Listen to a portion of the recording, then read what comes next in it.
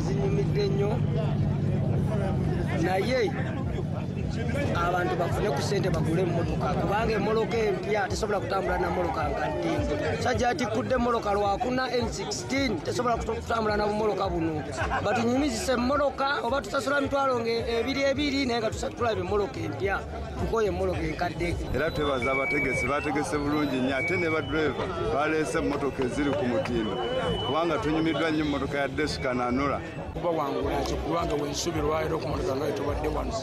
akyavuze bulungi bw'emmotoka y'empya eri N16